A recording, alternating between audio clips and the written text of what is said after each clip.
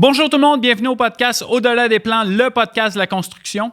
Chaque semaine, je reçois des entrepreneurs issus du milieu de la construction qui nous parlent de leur histoire et de leur parcours entrepreneurial. Le podcast, c'est une présentation de Lajoie, agent manufacturier en équipement de plomberie, donc qui peut vous conseiller, vous donner les bons équipements qui vont aux bons endroits et vous conseiller sur différents produits. De Grande Fosse, qui est une compagnie de pompes que Lajoie distribue et qui peut fournir des pompes pour toutes les applications, autant résidentielles que commerciales, ainsi que Bugatti, qui nous permet d'offrir des cadeaux, un super beau sac aux différents invités du podcast. Cette semaine, on reçoit un ami, mais aussi un entrepreneur avec une histoire qui sort de l'ordinaire, qui est atypique. On reçoit Jean-Marc Lacroix de Norterm Mécanique. Merci et je vous souhaite bon podcast. Vous écoutez Au-delà des plans avec Bruno Rajotte.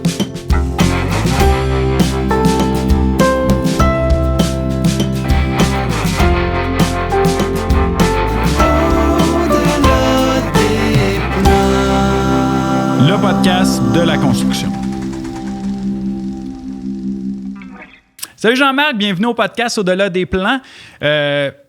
Jean-Marc Lacroix, Norterm Mécanique, président sortant de la CMMTQ. On a comme une tonne de choses à parler, mais j'aime tout le temps commencer avec Jean-Marc. Tu viens de où? Quel âge? Salut Bruno, content d'être ici avec toi aujourd'hui. Merci donc, c'est ça, je suis né à Repentigny, donc dans la région de Montréal. J'ai 39 ans, entrepreneur en mécanique du bâtiment. Je viens de ce coin-là. J'ai fait des études en mécanique du bâtiment. Collège Jeune-Sic, je pense. Collège Jeune-Sic. Donc, je viens de ce coin-là. Un petit hockeyeur dans l'âme quand j'étais jeune. Je jouais encore au hockey, sportif un peu. Et puis, c'est ça. C'est moi. Puis des enfants, femmes... Oui, en fait, j'ai pas une femme encore en devenir. Oh. C'est un projet qui a été annulé à cause de la pandémie, disons. OK, c'est live, là. Oui, c'est live. On était supposé de se marier. On avait un beau projet de se marier en Italie, mais malheureusement, on peut pas voyager. Hein, il y a eu un petit virus. Il y a un petit virus qu'on a entendu parler qui nous a empêchés de voyager. Fait que, femme en devenir, Stéphanie, 2 enfants, deux belles filles. Et puis, c'est ça. Frères et sœurs. Mon frère Jonathan, un pompier. OK. Ma sœur Véronique, qui travaille dans le domaine de l'éducation, des garderies. Service de garde des écoles, tout ça. Là. Tous des sujets d'actualité, disons. Je lève mon chapeau dans ça. Et tes parents faisaient quoi dans la vie? En fait, mon père, c'est un directeur de crédit. Donc, il travaillait dans une compagnie d'importation de tapis, des choses comme ça, quand j'étais jeune. Puis, dans le fond, pas le domaine de la construction, mais pas en tout. Il est zéro manuel. En tout cas, il fait pas des grands succès avec ça. OK. Pour parler contre lui. Puis, fait que c'est ça. Ma mère, dans le domaine... mère à la maison quand j'étais jeune. Fait qu'elle s'est bien occupée de nous autres. Entrepreneur à domicile. Oui, c'est ça, à gérer à Marmaille. Fait que c'est ça, ma mère a fait ça. Puis après ça, elle a travaillé chez Desjardins longtemps.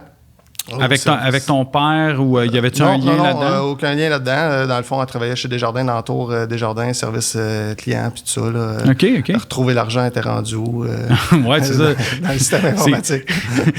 Trouver, ils sont où nos informations personnelles? C'est ça, exact. Elle a dû être occupée un peu.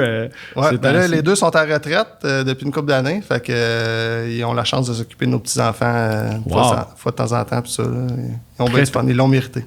Très, très cool, ça. Tu parlais de je vais dire ta femme, peut-être quand ça va être passé. Stéphanie va être déjà devenue ta femme ou ça va être sur le point de l'être. Travaille en business avec toi? Oui. Comment ça se passe? Super bien. En fait, je te dirais même, il y a bien du monde qui nous pose des questions là-dessus. Puis la plupart du temps, ce que je leur réponds, c'est que c'est quand on se voit pas que ça commence à chauffer. C'est un peu spécial, mais on est habitués d'être ensemble. On s'est connus au travail dans le passé. Et puis, on s'entend bien. On est assez efficaces les deux. On a une... Oui, pour la connaître, ton style straight talk, quand il y a quelque chose à régler, elle règle, puis pas trop de perte de temps là-dessus. Exact. C'est ça. Puis le monde, des fois, ben, il trouve ça un peu spécial, tu sais. Il nous voit se parler, mais c'est respectueux, mais c'est straight to the point. Puis des fois, ça peut faire un petit malaise, mais nous autres, on trouve ça bien drôle. On a quand vous estinez devant le restant de la gang au bureau, là. Ouais, on s'estime pas souvent. C'est des discussions animées, là, mais... mais par chez nous, on appelle ça de l'estinage, mais chez vous autres, c'est des petites conversations d'amour. C'est de l'amour mal géré. Good. Tu parlais, t'as été étudié au Collège Annecy, mécanique du bâtiment, à titre de technicien. C'est quoi les études que tu as faites là-bas?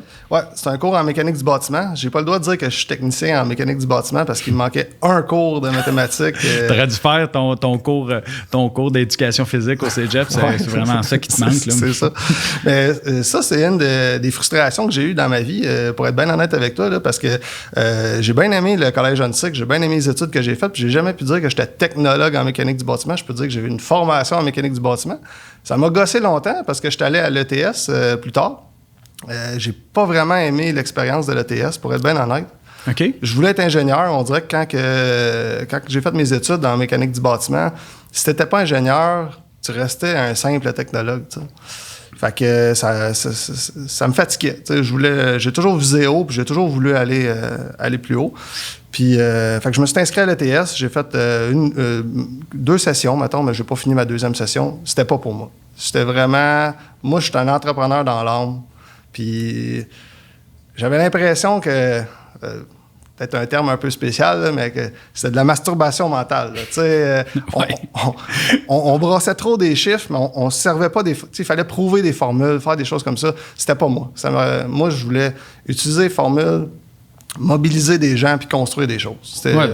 Bien, souvent, pour l'avoir fait du côté de Polytechnique, fait que il y en a certains qui vont dire que c'est pire, là, mais de mon avis, les 2 premières années, là, on fait du chiffre, beaucoup, rien de concret, rien de tangible que tu peux dire, OK, je calcule ça pour ça. Dans les années qui suivent, 3e, 4e, pour moi, une 5e année, j'ai eu besoin de 5 années, j'ai vu beaucoup de progrès, surtout le fait que j'ai eu la chance de pouvoir travailler comme chargé de projet chez Molson dès ma première année d'université. Fait que souvent, je dis ça à la blague pour comparer l'ETS à Polytechnique. Mais souvent, moi, une pompe à Poly, c'est un cercle avec un triangle dedans. T'sais. Ça a été ça toutes les années. Puis j'avais la chance de travailler chez Molson. Fait que des pompes, j'en défaisais avec les techs puis les mécaniciens. Puis j'en réinstallais. Puis on faisait du troubleshooting à comprendre la pompe. Puis c'est là que j'ai amélioré beaucoup mes connaissances directement sur le fil. Puis il disait souvent, parce qu'il y avait des gens de l'ETS qui étaient là en même temps que moi, dont Hugo de Plomberie Charbonneau, que tu connais bien. Fait que... Puis, tu sais, lui, il arrivait devant la pompe, défaisait ça, il connaissait ça, tu sais, il était là-dedans. Versus moi qui le regardais aller, puis il était comme... Tu fais rien, mais par exemple, quand il arrivait le temps d'analyser les troubleshooting avec les courbes, l'ampérage et tout ça, là moi, il n'y avait plus de secret pour moi, là, les courbes puis tout ça, je les connaissais. Fait que je vois, ce que tu mentionnes, c'est vrai que il y a beaucoup, tu sais, il nous montre la base, fait qu'il y a beaucoup, je peux pas dire perdre de temps parce que ça t'explique qu'est-ce que tu vas voir plus tard, mais effectivement, si tu t'es basé juste sur tes 2 premières sessions, ça devait être l'enfer. Là, je me souviens des cours là-dedans. C'est peut-être moi, je pense que c'est le caractère entrepreneurial. Tu sais, quand j'ai fait ces études-là, je travaillais déjà pour Daniel Côté. Oui. Et puis, une belle entreprise. Tout le monde dans l'industrie connaît Plomberie Daniel Côté. Et puis, j'avais la chance de travailler avec les gars, d'être dans le concret, tu sais. Fait que c'était comme un clash trop important entre le technique, théorique, puis le concret. Puis je voyais le résultat immédiat, tu sais. Fait que je pense que ça me rejoint plus. Puis c'est pour ça que j'ai abandonné ça. Oui, bien, tu as fait un changement de direction parce que je pense pas que tu as abandonné le domaine. Là, non, parce que les connaissances, tu peux toujours les avoir. Les formations, les manufacturiers, les manufacturiers, c'est la meilleure place pour apprendre. Eux autres, ils connaissent leur machine, ils connaissent leur produit. Tu es capable de... Fait que si tu as la curiosité, ton information, tu vas la trouver, peu importe. L'école, ça apprend un peu ça. Où trouver ton information. L'important, c'est pas de tout savoir, c'est savoir où trouver. Exact. Puis souvent... Quelqu'un qui est entrepreneur, c'est ce que je me rends compte de plus en plus, le côté autodidacte, d'apprendre par lui-même des notions, de fouiller. Quand c'est quelque chose qui te passionne, tu ne chercheras pas. J'ai rencontré un architecte récemment qui, elle, a une passion pour tout l'environnement marin. Fait que là, elle s'est inscrite à UCLA et... elle s'en va étudier là-dedans. Puis là, je suis comme, hey, comment tu fais pour gérer des business et tout ça? Puis sa réponse, c'était, ouais, mais j'aime ça. Fait qu'à la base, quand t'aimes ça, quand tu lis un livre, puis t'aimes ça, tu sais, des fois, tu rentres dans une histoire, puis t'avances l'histoire, ben c'est un peu ça, tu sais. Fait que je suis pas mal sûr que l'industrie te passionnait, puis de là, tu sais, que t'as appris énormément dessus. Mais là, tu mentionnais une chose qui est assez importante. Tu me dis, le côté entrepreneurial m'appelait. Tu vendu des biscuits puis de la limonade quand tu étais jeune? J'ai fait pire que ça. Okay. Oh, tu vois, c'est ce genre d'histoire-là qui m'intéresse. Je vais dire. Ben, en fait, ma mère elle rirait un peu, là, mais quand j'étais jeune, au collège d'Assomption, j'avais toujours des bons lunchs puis des affaires de même. Puis je vendais mes lunchs, puis j'achetais d'autres choses avec. Fait que j'imagine que c'est à partir là, ma mère était outrée quand elle a su ça, puis elle me racontait ça l'autre fois, ça m'a comme... c'est revenu. Mais non, j'ai toujours eu la fibre, j'ai travaillé fort. J'ai commencé...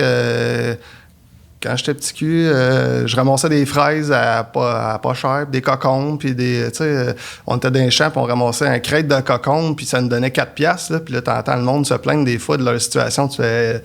ramasser des cocombes. C'est sûr que ça fait grand-père, là, quand tu commences à dire, dans mon temps, là, ça donne un coup de vieux, mais on l'a fait pareil, tu sais, fait que... J'ai jamais vraiment... j'ai toujours aimé ça travailler. Ça, c'est une bonne valeur que mes parents m'ont donnée. De toujours travailler. Puis le côté entrepreneur, il vient pas vraiment de mes parents parce que c'est pas 2 entrepreneurs. J'ai été donner des petits coups de main à mon cousin qui est électricien. Quand j'étais jeune, il m'a amené sur un chantier une fin de semaine puis il me montrait qu'est-ce qu'il faisait. Puis là, j'avais accroché. Puis il y a un autre de mes chums, un des chums à mon père qui était dans la construction. Attends, là, tu peux pas rouler... Mais t'avais quel âge? C'était pour... tu peux le dire. Là. J'ai été à 11 ans le week-end ou les soirs, là, quand le chantier ferme à 6. Ben, en fait, le chantier ferme avec mon père, le chantier fermait à 3 ou 4. Centre d'achat fermait à 6. Fait que là, mon père, il nous amenait manger au McDo à 6. Puis là, dès qu'il voyait le gardien partir, mon père avait les clés du local. Il rentrait avec nous autres. Puis là, on installait tous les fluorescents au complet, fait qu'on déballait, puis on y donnait, puis là, en 3 heures, puis là, on en revenait à temps parce que ma mère allait jouer au bingo, fait mon père, il nous cachait dans le bois du pick-up pour aller, puis là, il croisait ma mère, puis là, il essayait de faire attention, puis là, on arrivait, il nous habillait, on faisait ça en pyjama, tu sais, fait à quel âge t'as commencé? Je devais avoir, si je me trompe pas, 13-14 ans d'après moi, là. Ouais, c'était avant mes premiers jobs autres, là, des jobs d'étudiants, pompistes, puis ça, là, j'ai fait une couple de métiers de même. Fait que ça m'a... de travailler sur le chantier, puis de faire des petits raccordements, puis j'ai trouvé ça bien intéressant. Mais mon père, il a toujours eu peur, par exemple, du domaine de la construction. Il m'a toujours dit, fais attention, Jean-Marc, puis si t'es entrepreneur... lui, il l'était pas, fait que ça lui faisait peut-être peur, puis il voulait me protéger, mais il dit, fais attention, c'est un drôle de domaine. Puis il avait raison, c'est un drôle de domaine. Ouais, on va avoir l'occasion d'en parler tantôt. Puis là, fait que là, t'as fait ces petits jobs-là, t'as eu le goût de l'entrepreneur, mais toi, tu partais-tu en partant, quand t'as commencé tes études à ANSIC, en disant... Je finis ça, je m'en vais entrepreneur ou tu go with the flow? Non, ma première job avant d'être chez Daniel Côté, j'ai travaillé chez Climatisation Morrison. Ça a été une drôle d'expérience. Je travaillais là un été, c'est un de mes chums qui était là, puis il m'a fait rentrer, puis j'ai fait du classement de plans. J'ai respiré du blueprint, là, pour ceux qui connaissent ça. Là, j'ai respiré pas mal cet été-là. Fait que, puis je faisais des take-offs, des estimés, puis tout ça. Tu sais, je faisais la sale besogne, mais c'était correct parce qu'il faut passer par là pour grandir. Fait que j'ai fait ça tout l'été, puis je me suis donné. Là. J'ai fait une bonne job, puis à la fin de l'été, là, le boss, il m'a dit « Ciao, bye ». Tu travailleras jamais ici, puis ça. Puis c'était pas méchant. D'après moi, c'est juste qu'il y avait besoin de quelqu'un pour l'été. J'avais fait la job, puis... That's it. Il s'était servi de moi, j'avais été payé, puis c'était correct. C'était ma première fois dans ma vie et la seule fois que j'ai perdu une job. Je l'ai pris dur, puis je me suis dit, plus jamais je vais perdre une job dans ma vie, puis plus jamais je vais me faire avoir, parce que moi, je pensais que je m'étais fait avoir, mais dans le fond... Tu sais, j'étais un étudiant, il avait besoin d'un étudiant, il m'a fait faire la job, puis je l'ai pris, tu sais, fait que... Puis c'était durant tes études que tu as fait ça? Oui, c'était durant mes études, tu sais, fait que... Ça donnait bien, fallait que tu retournes au collège. Si tu avais gardé, peut-être tu n'auras pas fini ton cours. Ben, c'est ça. C'est ça. Oui, mais tu sais jamais la vie où ce qu'elle va t'amener. Fait que après ça, j'ai fait un stage chez Daniel Côté. Durant le processus d'études? Oui, durant le processus d'études. Il m'a engagé, puis je suis devenu estimateur là-bas. J'ai resté là 6-7 ans. Oh wow! Fait que t'as fait du take... T'as sûrement commencé avec aider l'estimateur en chef pour faire du take-off. C'était Daniel, l'estimateur en chef. Fait que toi, tu faisais le take-off, puis Dan faisait les prix. Oui, on fermait les soumissions ensemble. Il m'a fait une grande confiance. Wow! C'est vraiment... les gens qui le connaissent dans l'industrie savent que c'est un personnage assez calme. Mais il était quand même fair. Il savait te dire quand il était pas content, mais ça paraissait pas trop. T'sais. Tu le savais, mais les autres s'en rendaient pas trop compte, mais il était juste. C'était un bon patron. Puis j'ai souvent dit d'ailleurs que c'était comme mon deuxième père parce que je passais plus de temps avec lui qu'avec ma famille de toute façon parce que, tu sais, puis je m'épongeais de ses connaissances. Daniel, c'est pas un gars non plus qui a été à l'école, à l'université. Là. C'est un plombier, c'est un gars de métier, c'est un gars qui a bâti son entreprise. Fait que c'était comme ma référence. Une très belle entreprise, by the way. Ben oui, c'est une super entreprise, ça. Puis ça continue avec son fils. Fait que c'est un bon exemple de l'industrie. Fait que moi, j'ai vraiment eu la chance de travailler pour lui, mais je me suis donné. Puis fait que j'ai travaillé là longtemps. J'ai voulu être associé là-bas, c'était un rêve, à un moment donné, tu le vois. Là. Attends un peu. T'as voulu être associé. Ouais, c'est comment t'as apporté ça à Daniel? Oui, c'est ça. Ça s'apprend, ces affaires-là. Ça s'apprend, ces affaires-là. Mais je pense qu'il le voyait. Là. Les employés, en général, me le disaient, t'es le dauphin de Daniel, puis tu vas... Mais j'ai jamais pris ça pour acquis. Puis à un moment donné, tu grandis dans l'entreprise, puis tu vois de toute façon que ça sera pas achetable, puis c'est pas à ta portée. T'sais. Fait que je suis parti. Call de même, je me suis rendu compte à un moment donné, là, j'avais une grosse peine à un moment donné parce qu'on négociait mon augmentation de salaire. Puis moi, je pensais là, que je valais cher. Là. En fait, je suis pas mal sûr que je valais plus cher que ce que je gagnais. Mais fait que je m'assieds avec Daniel, tout ça, puis quand je suis sorti de là, je filais pas. En fait, c'est la deuxième fois que j'ai broyé dans ma vie au travail. Puis j'étais dans mon truck, puis je me disais, ouais, non, ça, tu sais, je vaux plus que ça, puis j'ai pas fait d'erreur majeure, tu sais, puis... Fait que je retourne chez nous, tout va bien. Le même soir, le téléphone sonne. Puis c'est un autre entrepreneur qui appelle. Tu sais, des fois, les hasards dans la vie, là... Il n'y a pas d'hasard, il n'y a pas d'hasard. Moi, je peux te le dire, dans la vie, ça n'existe pas, les hasards, là, c'est... Je dis pas que c'est stagé, mais il y a peut-être eu une information, l'autre entrepreneur. Je suis pas sûr que... Peut-être, mais en tout cas, dans mon rêve, il n'y en avait pas. fait qu'il m'appelle. C'était Aéromécanique Turcotte à Laval. Frédéric? Compagnie de ventilation, Frédéric, oui. En fait, belle compagnie de ventilation, font de la super ouvrage. Puis, il avait parti à un département de plomberie un an avant, quelques mois. Là, même pas. On parle dans quelle année, ça? C'était en 2000... moi, je suis pas bon avec les années. Là. Ça doit faire... 18 ans, peut-être, ouais. Mettons. Fait que ça fait déjà tout ce temps-là. Fait que là, Daniel... Frédéric, il me contacte. Je parle à son partenaire Eric. Puis là, on part la discussion. Je le rencontre, puis ça. Puis il me parle du défi. Il part une compagnie de plomberie. ça a mal viré avec la personne qui est partie du département de plomberie. Effectivement. Il y a besoin de quelqu'un pour prendre la relève de ça. Fait que moi, j'ai sauté dans le tas. Puis j'ai eu plus que je pensais avoir de mon augmentation de salaire. T'as pas pleuré cette journée-là ou t'as pleuré de joie, là? Oui. Ben, j'étais content, mais c'est ce que ça valait par contre.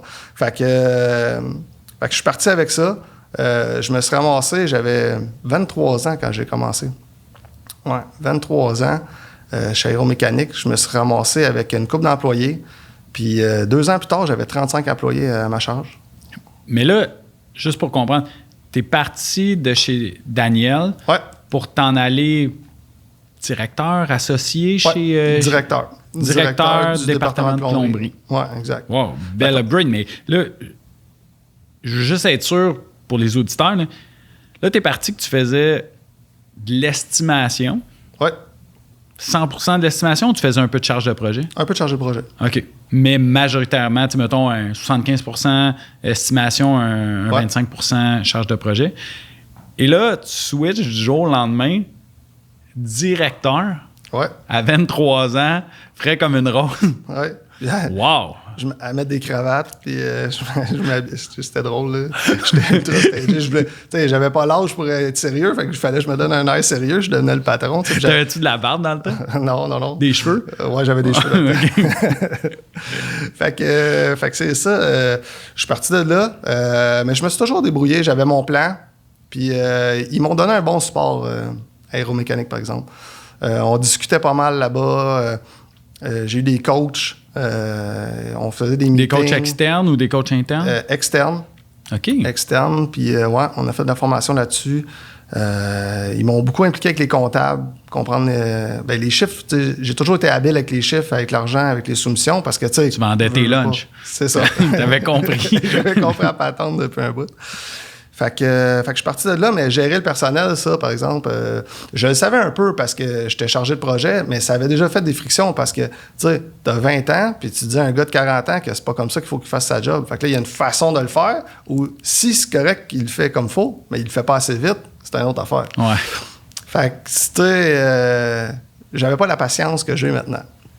Mais ça a quand même fait un super beau résultat. Les employés étaient contents de travailler pour moi. Ça a été vraiment une belle expérience. Puis encore là, j'étais là pendant 5 ans, 6 ans. Puis j'ai voulu être associé. Puis je me suis rendu compte que ça ne serait pas achetable.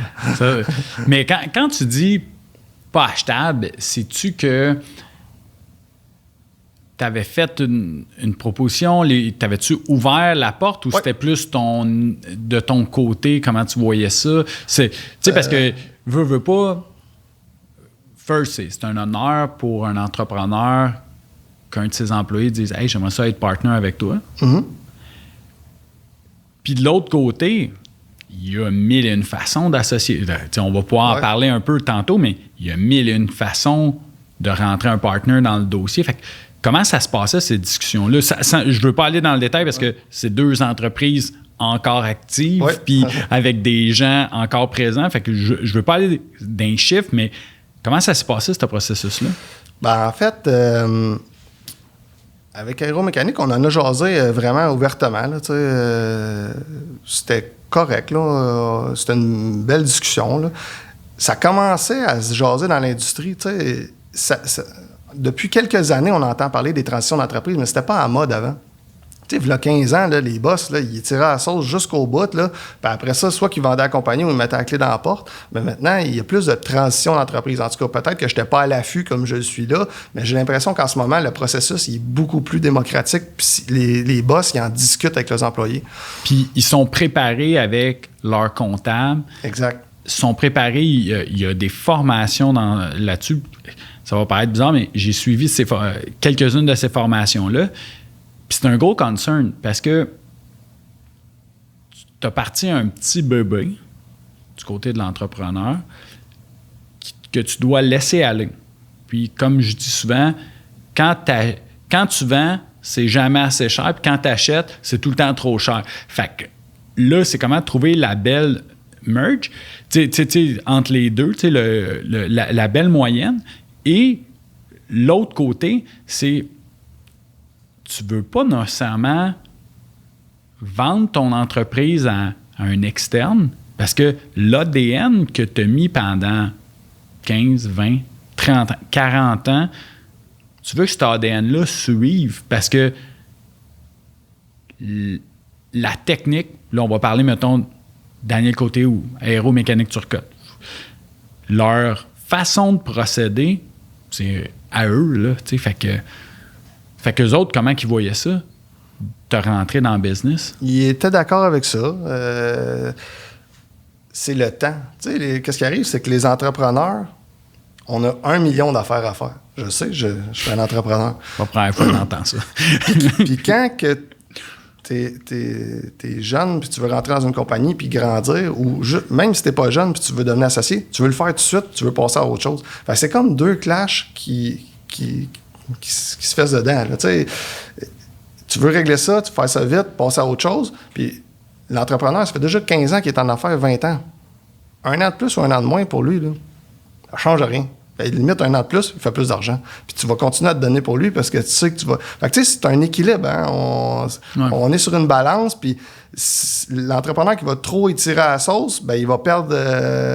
il va perdre des key son players. Opportunité.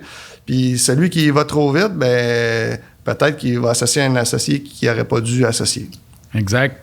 Malgré que sûrement ce processus-là faisait pas partie day one quand tu es rentré chez Aéro. Ça a dû, comme un peu chez Daniel Côté, faut que tu connaisses le personnage, faut que tu connaisses la personne pour pouvoir aller là. Ouais. Fait que ça se faisait sûrement au bout de la 3e, 4e, que ça commence à se discuter. Ben c'est comme un mariage, hein? Fait qu'il faut que tu sois sûr que tu es à la bonne place aussi. Là, parce que tu peux faire 3-4 ans à une place, puis que ça soit juste une transition, puis c'est correct aussi. Il y a des gens qui vont trouver leur place pour travailler la première journée, puis ils vont dire, moi, c'est ça que je vais travailler le restant de ma vie. Puis il y en a d'autres qui vont faire 3, 4, 5 places. Mais après 5 places, ils savent ce qu'ils veulent. Fait que, moi, c'est un peu ça qui est arrivé. Fait que j'en ai discuté avec un des associés qui était le plus vieux dans le temps, M. Turcotte, le père de Frédéric. Puis, on s'est pas entendu sur le montant dans le sens qu'on en discutait puis tout ça. Encore là, la vie a fait que j'ai reçu un coup de téléphone. Puis j'avais le choix de prendre tout l'argent que j'avais pas puis d'acheter des parts d'une compagnie ou de prendre l'argent que j'avais puis de partir d'une compagnie, mais de scratch. Fait que ce téléphone-là, c'était David Foisy, mon associé en ce moment. On a fait nos études ensemble en mécanique du bâtiment à Annecy. Oui, c'est ça. C'est à Annecy que vous êtes connus. Ouais. On n'était même pas dans la même année. On était des bonnes connaissances là-bas, mais pas des grands chums. Tu as-tu vendu ton lunch? Ou Non, j'ai jamais vendu mon lunch. Puis il m'a appelé. Il dit, Jean-Marc, il m'avait déjà appelé une couple d'années d'avance. Puis il y avait un plan de partir une compagnie. Puis là, il l'avait fait. Il avait parti à la compagnie. Ça faisait 1 an et demi, à peu près, 2 ans qu'il l'avait fait, mais il y avait juste son frère qui travaillait pour lui, qui est compagnon, Francis. Fait que Francis, il travaillait ses chantiers, puis David, il avait parti à la compagnie, mais il travaillait encore dans un bureau de génie. Fait que il travaillait pour Patrice Lévesque, qui était un de nos profs, d'ailleurs. Tu sais, à l'ETS, là. À l'ETS, puis au Collège Antique aussi. Fait que le monde est petit. Il m'appelle, puis il dit, Jean-Marc, j'ai parti d'une compagnie, puis ça, puis... La première fois, j'avais dit « j'étais pas sûr », puis j'avais pas vraiment répondu clairement, tu sais que j'allais y penser, puis ça avait resté bon. La deuxième fois qu'il m'a appelé, j'ai dit « OK, parfait ».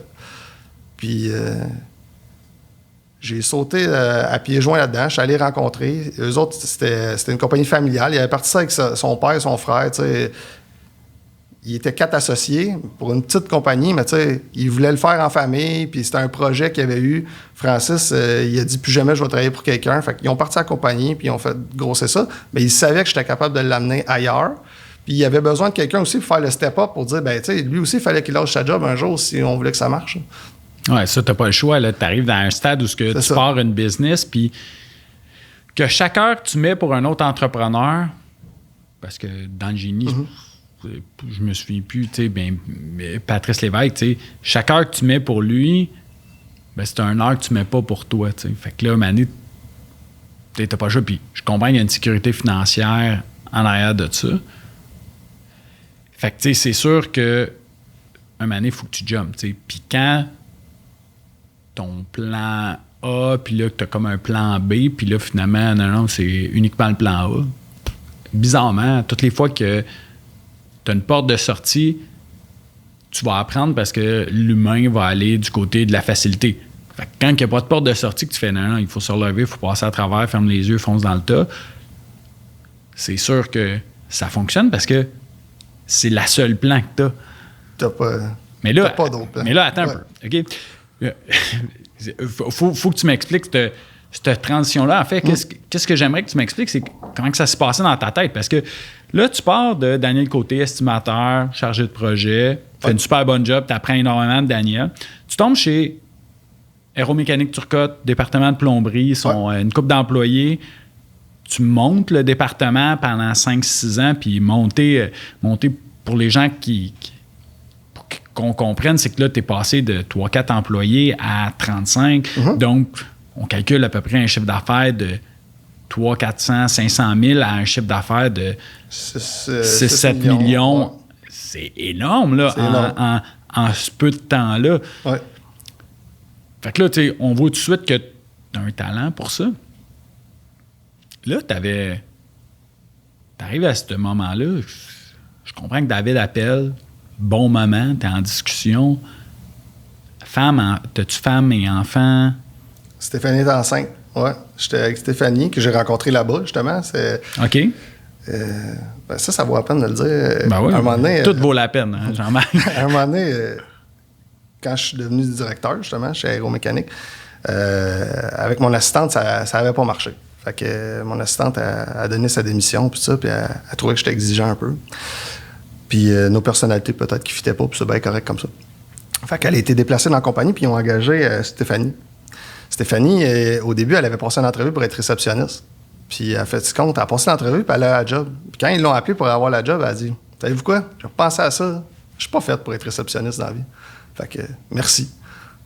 Mais je pourrais pas prendre la job. » Fait que là, quand mon assistante a donné sa démission, Suzanne, au bureau, elle a rappelé Stéphanie, elle a dit « Tu voulais pas être réceptionniste, mais là, j'ai un poste d'assistante pour le département de plomberie. » Puis elle a dit « OK, c'est beau. » Fait que là, ils l'engagent, puis ils viennent me voir, puis ils me font un meeting bien sérieux. Là. Puis là, ils disent « Là, Jean-Marc, on t'a engagé une assistante, là.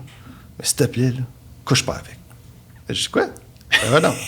Là, il insiste, puis puis là, je dis... Puis là, t'avais-tu une copine dans le temps? Non. Okay. Non, j'avais pas de copine. Disons que j'étais... Non, c'est correct. Tu profitais de la vie. C'est ça. Fait que c'est ça. Il me dit ça, puis là, je dis... Ben là, mais il insistait. Puis là, plus il insistait, plus je me dis, c'était une joke. Là, tu sais, check la baie arriver, puis jamais je vais vouloir tomber en amour avec. Puis je l'ai vu débarquer de son char, j'ai fait, aïe, là, j'ai un problème. Puis... Séduit immédiatement. Ouais, c'est...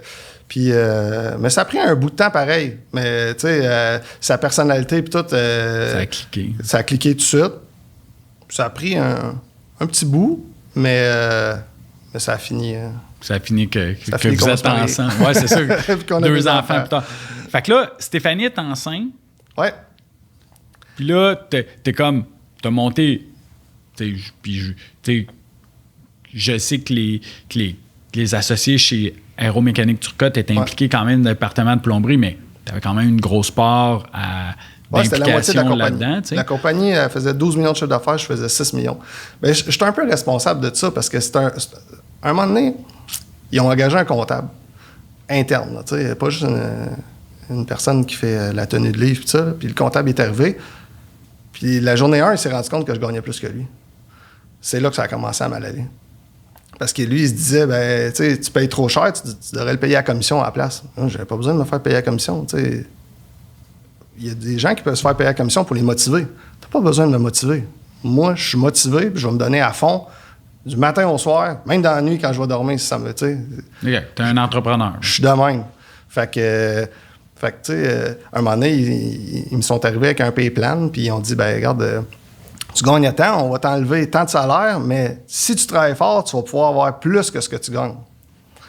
Fait que je suis quand même un bon négociateur. J'ai fini par pas accepter, puis gagner tout de suite plus cher.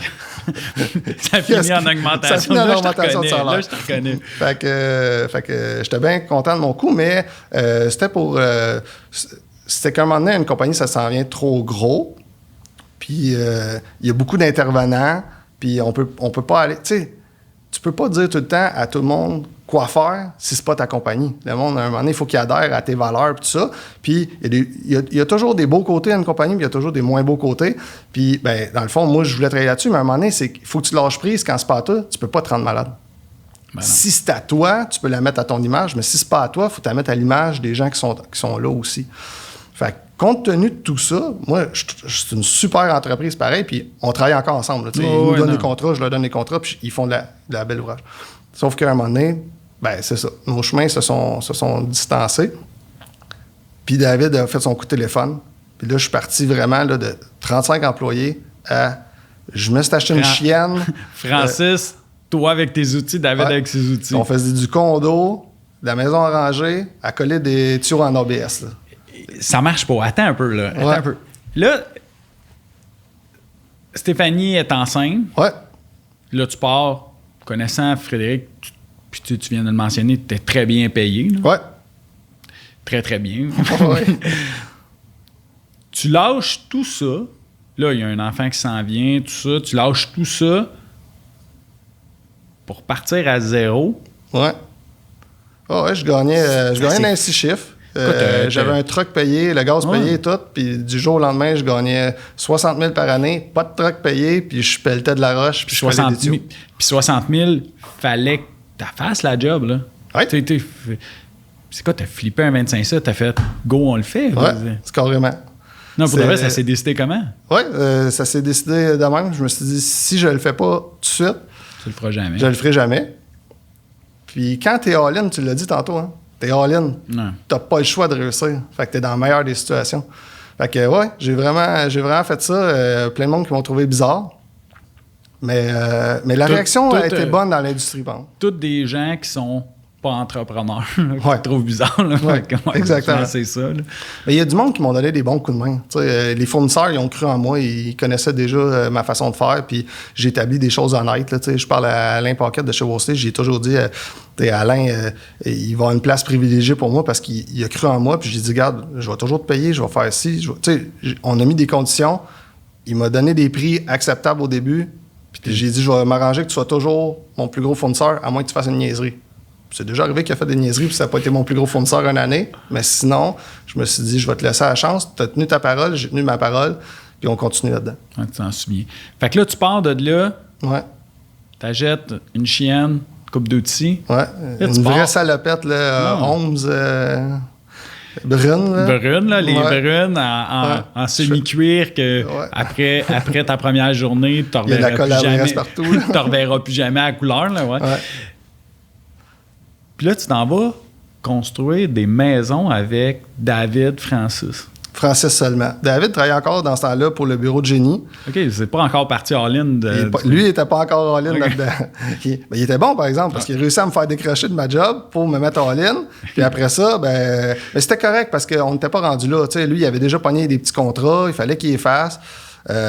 Francis, lui, la gestion, c'était pas sa tasse de thé non plus. Fait qu'on est parti, on est parti carrément ça. Puis tu sais, les condos, là, j'en ai fait beaucoup dans le temps que je travaillais pour les autres, là.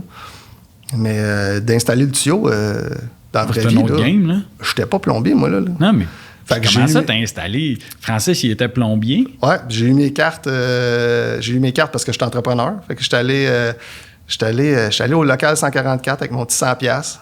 Puis je suis devenu plombier apprenti de même par la bande. Puis sans expérience.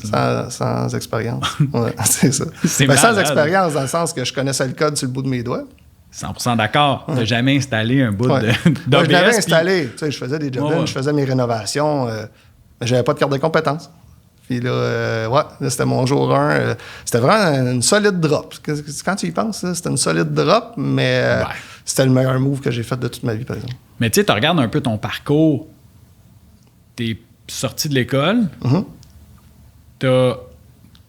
T'as été... durant l'école, t'as été chez la compagnie de climatisation Morrison à jouer avec les plans, comprendre, voir un peu. Après ça, tu pars, tu t'en vas estimateur chez Daniel Côté. J'ai jamais fait ça. Tu sais, à l'école, c'est un cours de, je pense, 40 heures, puis il en passe 10 à t'expliquer où aller chercher l'info. Puis là, à closer des jobs au public et au privé. Encore une fois, tu connaissais pas ça, t'as appris sur le tas. Là, tu t'en vas chez Aéromécanique Turcotte, t'apprends encore là, tu tombes responsable d'une équipe à 23 ans. Encore là à apprendre. Fait que, moi, ça me surprend pas que tu sois parti faire ouais, donne-moi de la colle, une coupe d'outils, une scie, let's go, on passe ça, puis je vais te faire le soudal. Fait que c'est une drop, mais en même temps, c'est un pas en arrière parce que tu savais où est-ce que tu t'en allais. Ouais. Fait que là, vous avez fait ça combien de temps, les maisons? Pas longtemps. Je te dirais 1 an. Puis à un moment donné, on a fait une job. On a fait 2 jobs qui nous ont comme mis ça à map. C'était pas des grosses jobs. On a fait une job à un moment donné à un Walmart avec Groupe Geyser. Ils m'appellent, puis je connaissais les gars, je faisais du vélo avec eux autres. Puis c'est des entrepreneurs qui sont réputés pour être durs dans l'industrie. Puis, hey, toujours la même réputation. Ouais. C'est des gars de business. Là, c'est des gars très de business, mais s'ils sont fair, c'était fair. Mais je savais dans quoi je m'embarquais. Puis ils m'ont donné la job, puis on l'a batté, la job. Là. Mais le prix était bon. J'étais moins cher que n'importe quel entrepreneur. Mais quand c'est ta compagnie, là, tu fonces, puis tu calcules pas les heures, puis on va la faire de même. Puis on dirait que ça m'a appris à me débrouiller un peu plus les autres. Les gars dans l'industrie, puis je savais, j'étais estimateur, je soumissionnais, puis c'était comme, ben, si je l'ai, OK, il faut que tu te protèges, tu mets tes marges, mais quand c'est toi aussi qui l'as fait, ben là quand c'est tes billes, là, t'as la clé de la réussite. Là. Ouais. Fait qu'on arrivait sur la job, on l'a installé, puis ça, puis ça a bien été, j'ai fait de l'argent, mais on a toujours réinvesti. Ça, c'est une belle qualité que Davida. Moi, j'appelais ça la gestion écureuil. On faisait de l'argent, on la prenait, on la laissait à la banque, on la mettait de côté. On achetait des outils, rien en financement. Là. Puis on montait la compagnie comme ça. Fait que ça a été un bon coup. Puis un autre bon coup, c'est un de nos plus gros clients des dernières années. Là, c'est un peu plus tranquille, mais Sanimax à Montréal. OK. Cette compagnie-là fait quoi? C'est une usine d'équarrissage. Ils ramassent toutes les carcasses d'animaux, des boucheries, des abattoirs, la plume des abattoirs, le sang. C'est dégueulasse. Ouais, c'est ça, je veux pas changer la pompe là-bas. Là. Non. Mais par exemple, il y a un contact qui nous a appelés. Puis il a dit, c'est un ingénieur, puis il dit, on pourrait te rentrer pour un petit projet. Parfait. Fait que j'ai fait un petit projet de vapeur là-bas. On a fait un train de vapeur avec des PRV puis tout ça. Puis on a loué une petite shop. On s'est mis à assembler ça dans la shop. Ça puait tellement là-bas qu'on voulait pas travailler là-bas. Fait qu'on s'est mis à tout préassembler. Puis on est arrivé sur la job, on a boulonné ça, on a raccordé les tuyaux. Puis là, on s'est regardé, on a fait « Hey, il y a de l'argent à faire avec ça, l'assemblage. » Tu sais, dans le fond, pourquoi qu'on passerait du temps dans les usines puis un peu partout? Si on mal installé. C'est ça. Les conditions, des fois, tu n'as pas d'électricité, tu as du trafic, il faut que tu te démobilises parce que quelqu'un passe. Tu sais, c'est tout des situations qu'en atelier, tu contrôles. Fait que ça a comme semé une graine que plus tard, ça a donné quelque chose. Fait que c'est ça. Fait que là, ça m'a amené à un deuxième projet là-bas. Puis là, c'était l'usine de traitement des eaux de Sanimax. Encore une fois, tu n'avais jamais touché à ça? Je n'avais jamais touché à ça, mais je l'avais fait faire par les autres. Tu sais, c'est de la mécanique. J'avais engagé des soudeurs. Je n'avais géré quand j'étais chez Aéromécanique. On engageait des sous-traitants tout ça. Fait que moi, je suis parti all-in.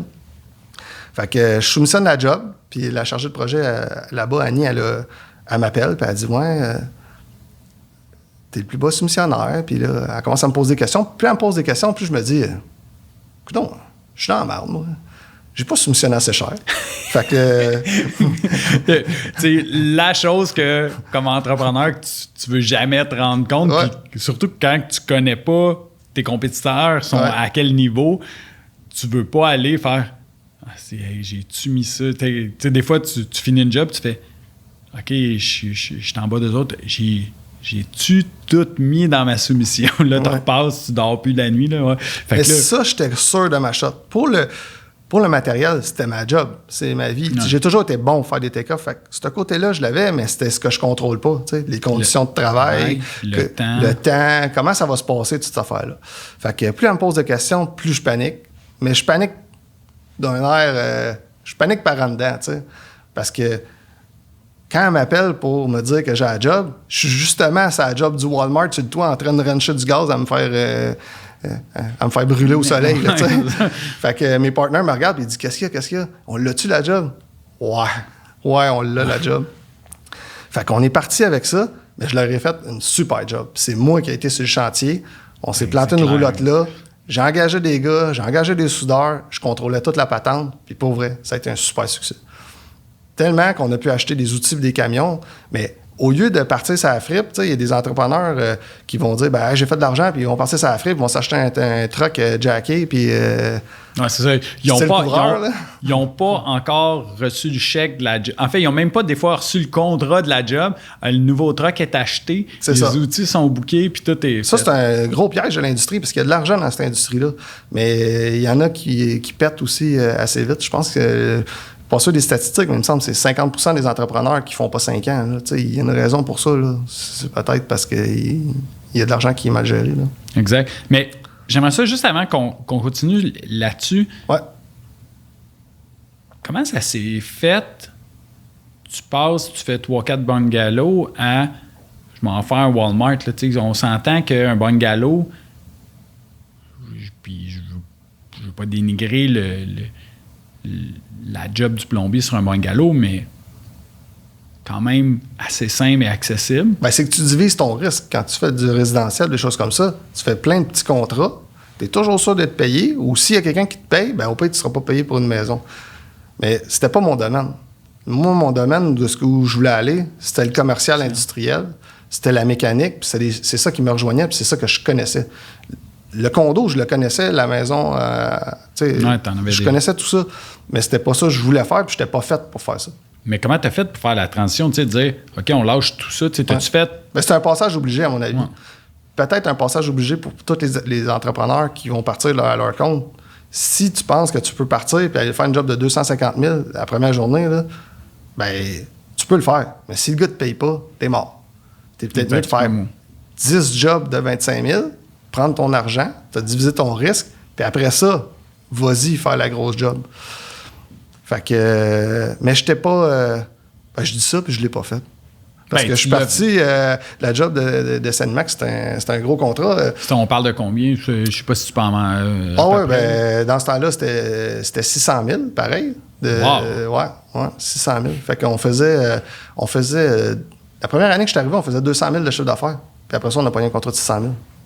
Fait que tu peux voir que, disons que on avait clenché le gaz un peu, mais on a pris des risques, ça a fonctionné, mais c'était sûr que ça allait fonctionner parce qu'on mettait toute notre énergie là-dedans. Mais connaissant David, tu dis que vous avez pris des risques.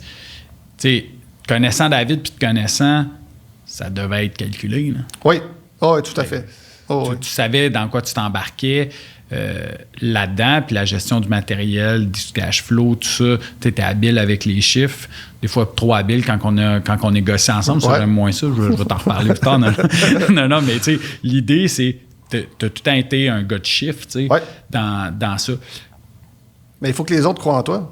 Oui, bien il y a ça. Là. Si les autres adhèrent pas, là, t'as bien beau être dans ta tête puis penser que ça va fonctionner. Si les autres adhèrent pas, t'es cuit. Fait que au moins, on a réussi à faire adhérer les gens, à engager les bonnes personnes. Puis on a engagé des mauvaises personnes aussi. Puis on a fait, non, ben toi, tu ne fites pas avec notre compagnie. Puis on continue pas avec toi. Puis en ce moment, notre équipe, la plupart des employés, ça fait longtemps qu'ils travaillent pour nous autres. Puis sont contents. Puis là, on a notre Dream Team.